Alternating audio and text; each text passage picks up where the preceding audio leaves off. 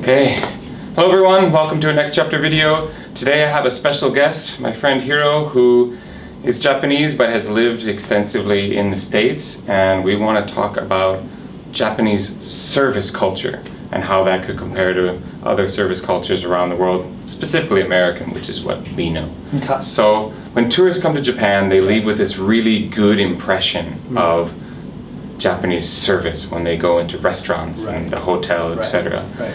How do you feel about Japanese service in general? Well, generally speaking, they do their job properly. You know? Yeah. So that's a plus. But sometimes, I don't know. Sometimes if it's friendly enough, genuine enough, maybe. Genuine enough. Okay. Yeah. It's certainly very professional. Yeah. And have you worked service jobs in Japan yourself? Yeah. And is it true that they give you a manual and you follow by the manual? Okay. Yeah. So that is not just a urban myth. It really is. It's very true. Especially if you work for chain restaurants. Okay. Yeah. So what kind of things does that manual actually lay out in terms of explaining what you need to do? Yeah, what to say when customers come in, what kind of expression to use when you take an order, and whatnot. Yeah. Okay. What happens if something unexpected happens, like that's not in the manual? Yeah, then we used to smile uncomfortably. You know? Just something like that. I didn't know what to say. Right? Okay. Not on the manual, so. Right. Oh. I always think of one particular example when I think of the lack of improvisation. Right. One of my first years in Japan, I was going to have a barbecue, and I wanted to get basically large buns for bratwurst, so sausages, and I knew the bakery right next to where I live made perfect sized bread buns, but they filled them with cream. Yeah. I went there and I said, "Hey, can I order 24 of these and just don't put the cream in it?" And they would not do it. And I said, I'll pay the price as if there was cream in it, just don't put the cream in. And no, that did not compute, and they wouldn't do it for me. Right. And these were people that I had kind of a relationship with, because they were right where I lived, and I bought things from them many times. Yeah. But Is it a chain kind of place? No, it was local. Oh, is it local? Yeah, and they wouldn't do it. Wonder why. I suppose chains are probably even less flexible, right? Right. Well, how about in America, though? What do you find? You mentioned personable. Did you find American service to be more personable? If you're a regular customer, especially, then you chit chat a little bit, right? Right. That's something you do, right? Yeah, that's true. And I used to go to the Seijo Ishii nearby my house, and I frequented there like 4 or 5 times a week. They know me. Right. For 5 years, and they never said hello to me. You know what I mean? Yeah. You know me. It seems like there's this maintained barrier between customer and service personnel. Yeah. And it was actually one of my moments of culture shock when I went back to the States for the first time. Right. I flew United, and hearing the flight attendants on United banter with the customers, it struck me as so weird, because you just don't get that in Japan. Right. But we're kind of talking about maybe an issue with Japanese service. What issues did you have with American service? Couldn't have all been good. Well, I enjoyed it though, the friendliness of it. Okay. Especially if you know the person by name or. Sure. But was everyone friendly? Of course not. Some guys could be quite rude. Sure. Yeah. I do think that that's one place where Japan service really does well.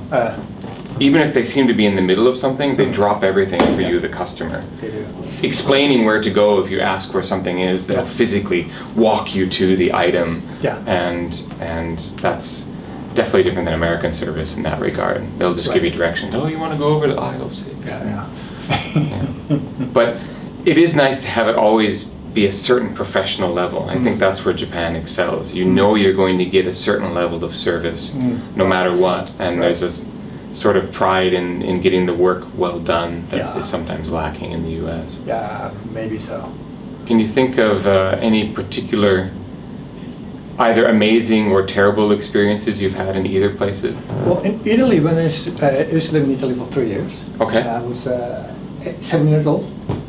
Oh, all right. Okay. I didn't know this story. All right. Yeah. And we went to a post office with mom Mm-hmm. to send this package delivered to Japan. Right. We went into the post office, and I remember the clerks just chit-chatting, Yeah. right? And we were next in line, Mm-hmm. so diligently waiting for a turn, and they're just chit-chatting for 5 minutes. Never ends. We're like, Mom, what's going on here? Yeah. Yeah. So that kind of thing happened frequently there, over there. Okay. How about any particular amazing service that you've had in Japan? Sushi joints, Mm-hmm. the local sushi joint. Yeah. That charge you a bit more than Not like the Kaiten not sushi. like the conveyor belt Not like ones. conveyor belt. Yeah. They treat you like king there. Yeah, the sushi chef. The first day, that's the place you have to go. The sushi chef, they make sure that your customer, the regular customer, have best time possible. Ah. So they call you by first name. They really look out for you. Yeah, they do, man. They're pretty good. They're really good at it too. So I like that. So it is possible to get personal feeling service in Japan. I think so. is what If we've it's come local. to here. If it's Yeah. local, Yeah, I okay. think so. Chain stores, they're gonna have the manual and it's Yeah, usually, right? yeah. Yeah. Substitutions. I have to bring this one up because it's something that drove my sister nuts. Mm. My sister can't order anything off the menu ever. She always wants, okay, I want this from this entree, but I want this side, and she has to customize everything. Right. That just does not fly here. And she and her family visited a couple of years ago, and we just had to stress to her, you can't customize your meal. You got to order it as is. Right. But that's what something everybody does in America, right? Right. I want my pancake with this, without this, da da da. Right. Yeah. And that's why we have stores like Subway sandwich, where everything is, you choose everything all the way along. Right. the Is line. that the authority thing that you guys enjoy, or just everybody knows exactly what they want, or just? That's a really good question. Why do Americans like that kind of, Yeah. I want to choose everything? Right. And that's one thing the staff are totally used to. If they're Right. working in a coffee shop or in a restaurant, you're totally used to mixing and matching things, because Right. customers do it all the time. Maybe customers know exactly what they want, right? Sure. Yeah. Whereas in Japan, it's more of like omakase, like Yeah, maybe please so. you decide for me. Right. Yeah. Sushi joints have those, right? Omakase, Right. kosu. What the chef chooses to make. Right. I heard someone say something intriguing about service, that he felt that service in Japan wasn't actually polite, but formal. He felt that it was a formal service rather than a polite service. And again, that's probably the difference between a chain store and like your local sushi joint. But Formal meaning aloof. yeah, and well, it sort of fits that idea of this barrier between customer and staff. Right. Not aloof as in I'm better than the customer, but Right. but yeah, there's a sort of barrier there. So it's a professional Yeah. rather than a politeness. Yeah. Well, any final comments on service in Japan? I have a question to you. Yeah, please. Maybe a comment. Mhm. If you could change one thing about the way Japanese people communicate, what would that be? A pet peeve is the English panic. Right. If I go into a store and I ask something in Japanese, Yeah.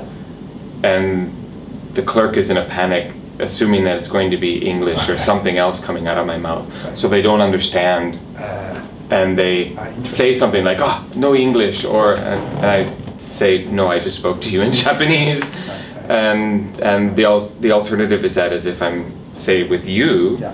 I might ask the staff a question, and they'll direct the answer to you Right. rather than to me. Right.